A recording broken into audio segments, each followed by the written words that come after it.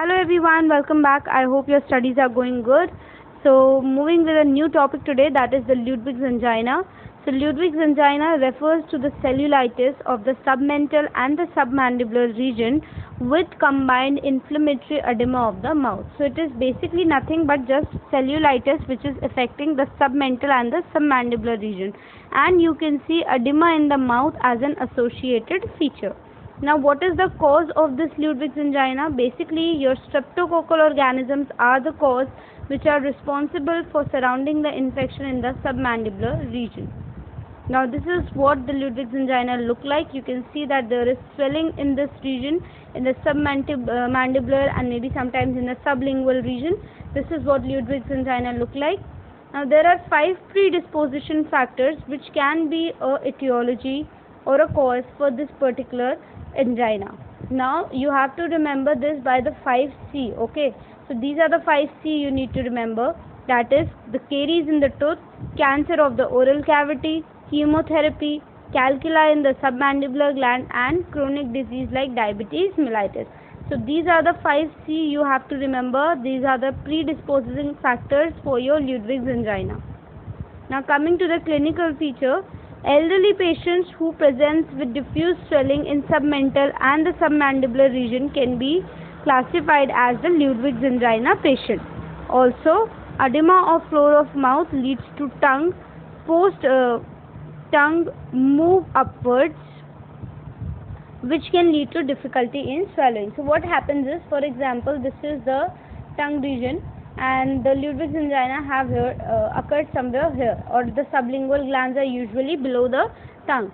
So what will happen, because of the swelling in the submandibular and the sublingual region, your tongue will move upwards. Okay, in the oral cavity it will get pushed upwards, and due to which what will happen is there will be difficulty in the swallowing. Now imagine in your own oral cavity, for example, because of some reason your tongue get pushed up towards the roof of the oral cavity. Now what will happen, it will become very difficult for you to swallow something. There is also putrid halitosis which is seen, there is pus accumulation which is seen, and there is a very bad odor or a foul smell from the mouth.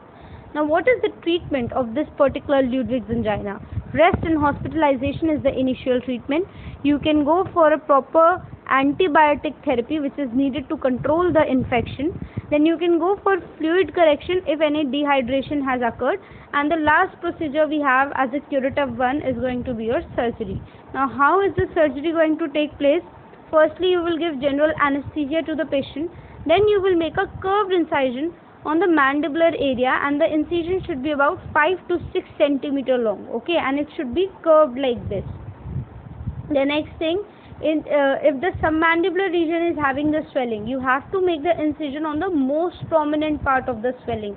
That means if this is the swelling, then the most prominent part is somewhere here. So here you have to give the swelling, the incision on the most prominent part of the swelling. Then you have to mobilize the submandibular gland which is beneath the skin. Divide the muscles. It is basically the mylohyoid muscles which are placed there, and you are supposed to divide them. After you have divided the muscles, then you can easily drain the accumulated pus which is inside there in causing the Ludwig's angina. For any case, if pus is not present, then there must be edematous fluid which will be present. In that case, you are supposed to remove all edematous fluid. Now you can see in the picture how we are supposed to make the cut or incision. This is usually a curved incision. It has to be given if it is in the submandibular region, the prominence is in the submandibular region, then give it in the submandibular region, and if it is in the sublingual, then give it in the sublingual region. So this was all about the video. Okay, the complications are left.